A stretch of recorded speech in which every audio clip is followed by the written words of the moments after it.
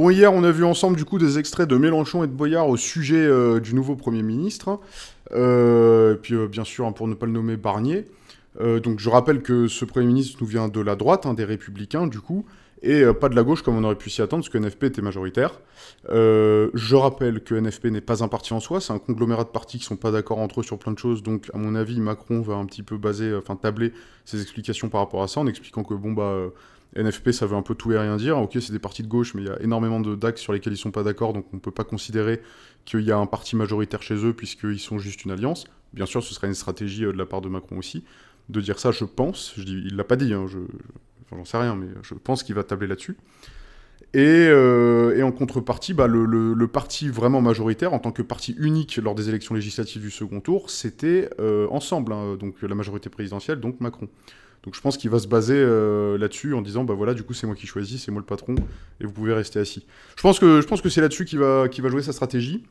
Quoi qu'il en soit, on va regarder la réaction de Marine Le Pen, parce que beaucoup... Enfin, il y a des bruits de couloir, hein, comme on dit, hein, on aime ça, on est toujours au collège ici, toujours, tout le temps mentalement en tout cas. C'est toujours les bruits de couloir, les bruits de récré, les rumeurs, etc. Mais a priori, mais en vrai, la rumeur est-elle vraie, est-elle fausse, ça j'en sais rien, mais que Marine Le Pen aurait comploté. Enfin, elle n'a pas comploté, j'allais dire elle a comploté avec Macron, non, mais en gros que ce serait... certains pensent que ça pourrait être une stratégie entre Marine Le Pen et Macron.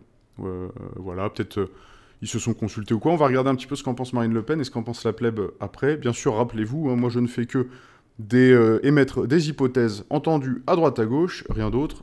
Ça n'implique rien d'autre. C'est parti d'abord, avant l'extrait.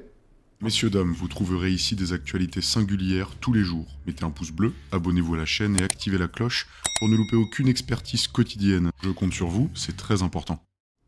Alors, on va se regarder ça paisiblement. Vous êtes prêts, c'est parti. National, qui est le premier groupe de l'Assemblée nationale, de la même façon qu'aux autres groupes. Et ce sera utile parce que des compromis vont devoir être trouvés compte tenu de la situation budgétaire de notre pays.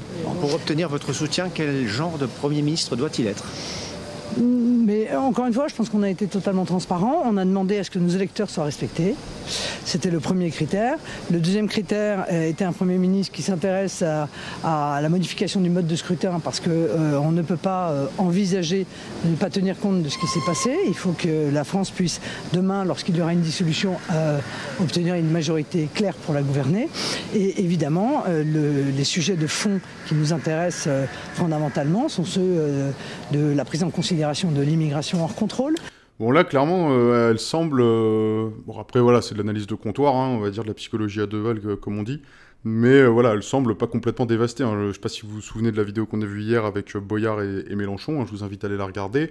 Bon, eux sont vraiment très, très énervés. Hein. Là, effectivement, on a l'air d'être un petit peu plus apaisé. Alors, on le sait que côté Rassemblement National, Marine Le Pen essaye depuis longtemps d'essayer d'être beaucoup moins véhémente, d'être beaucoup plus adoucie, etc. Toutes ces stratégies et d'autres ont l'air d'avoir fonctionné pour la popularité du parti. Quoi qu'il en soit, elle est quand même... voilà, elle n'a pas du tout l'air en colère, là, pour l'instant, donc... Voilà, on peut se questionner. En plus, bon, c'est quand même un mec de droite qui a été mis au pouvoir, donc, enfin, au Premier ministre. On peut s'attendre, effectivement, à ce qu'elle soit moins déçue que l'extrême gauche. De l'insécurité qui explose, et évidemment de la préservation du pouvoir d'achat des Français.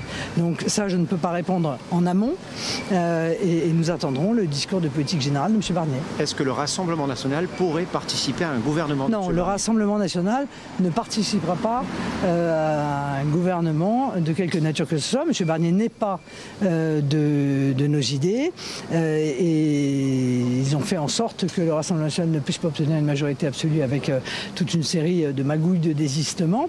Oui, ça je rappelle hein, que les Républicains essayent toujours hein, de s'enlever complètement de l'étiquette Rassemblement National. Il y avait que, comment il s'appelle, Ciotti qui proposait un peu de se rassembler, etc.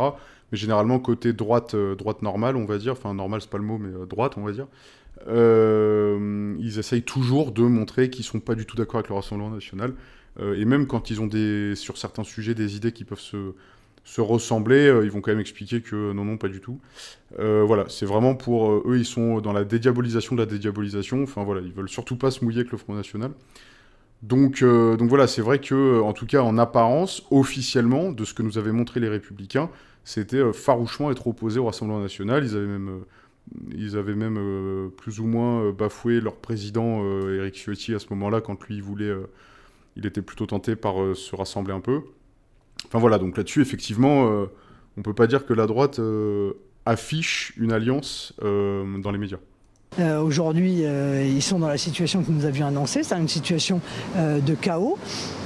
Nous verrons bien si M. Barnier arrive au moins à faire en sorte que ce budget puisse être équilibré. Est-ce que Emmanuel Macron vous a consulté sur cette proposition, sur ce nom de Michel Barnier? Mais je ne fais pas état des consultations que j'ai avec le président de la République.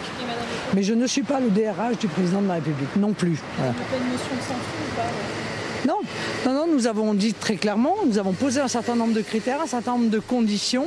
La première était encore une fois d'avoir un Premier ministre qui soit respectueux des électeurs du Rassemblement national, qui considère que le Rassemblement national, et ça ce sont les Français qui l'ont décidé, est le premier groupe à l'Assemblée nationale et qu'il doit être... Mais ça je comprends pas, parce qu'hier, alors peut-être que le graphique était mauvais, il faudrait que je vérifie ça, mais dites-moi dans les commentaires, mais moi il me semble que le premier parti en deuxième tour des législatives, c'était le parti de Macron. J'ai un doute. Être consulté, traité avec respect. Je pense que M. Barnier correspond à ce critère. Pour le reste, c'est-à-dire sur les sujets de fond, nous attendrons de voir quel est le discours de politique générale de M. Barnier et la manière dont d'ailleurs il mène les compromis qui vont être nécessaires sur le budget à venir.